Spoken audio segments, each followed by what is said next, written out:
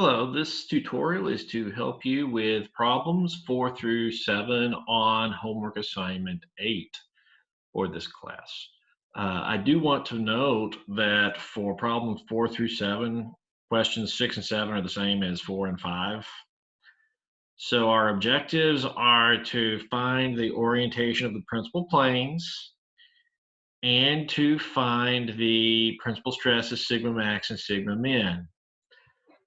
Now, there's a useful equation here that says tangent of 2 theta principal is equal to 2 tau xy over sigma x minus sigma y.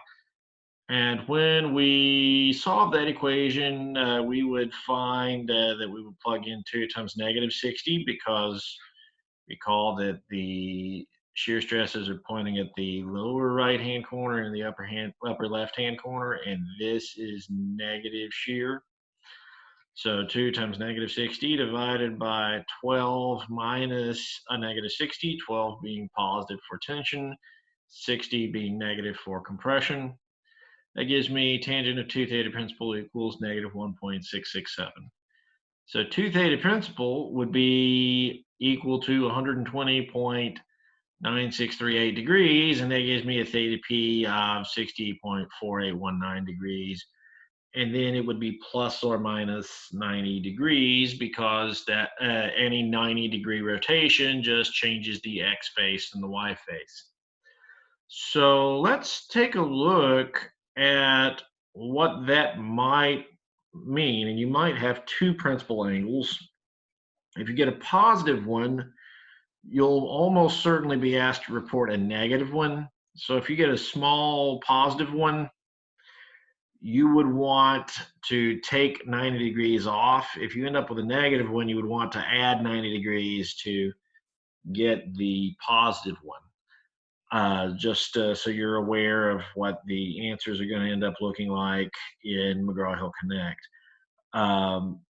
So let's take a look at what that result actually means. Let's draw Moore's circle, which is actually my preferred way of solving all problems in 2D stress transformation. It's just a lot simpler, to me at least, to think in terms of geometry instead of trying to remember subscripts and formulas and how all of this works out. So it's usually a lot simpler to just go for Moore's circle. So let's do that with this particular case. So for the original problem, I had on the x base 12 MPa, and on the element it's negative 60 MPa, but in Moore's circle sign convention, everything that goes around clockwise gets a positive when we draw it on Moore's circle. So when we draw it on Moore's circle, we end up with 1260. And then we end up with negative 60 for the y face, 60 because negative 60 for the sigma y because it's compressive, negative 60 for the shear because it is going counterclockwise. And likewise, I end up with that point down there. Now, if I was to take a look at the angles here, this angle is about 59.06 degrees. And this one is about 120.96 degrees. So that is what we would have here. This is 2 theta principal. So why would theta principal be 60.4819 degrees? Well, that would be half of the angle formed here with the original diameter of Moore's circle and the sigma axis. So this is 120.9638 degrees. Theta p would actually be half of this angle, or 60.4819 degrees. So what that means is I've got to rotate the diameter of Moore's circle through 120.9638 degrees and rotate the element the same way. I've got to rotate the element counterclockwise by 60.4819 degrees to get the element itself into the principal orientation. Now, you might also think about, well, what about this thing? What about this part of the diameter here? Well, I could rotate this diameter as this part of the diameter, or rotate the diameter by 59.0632 degrees.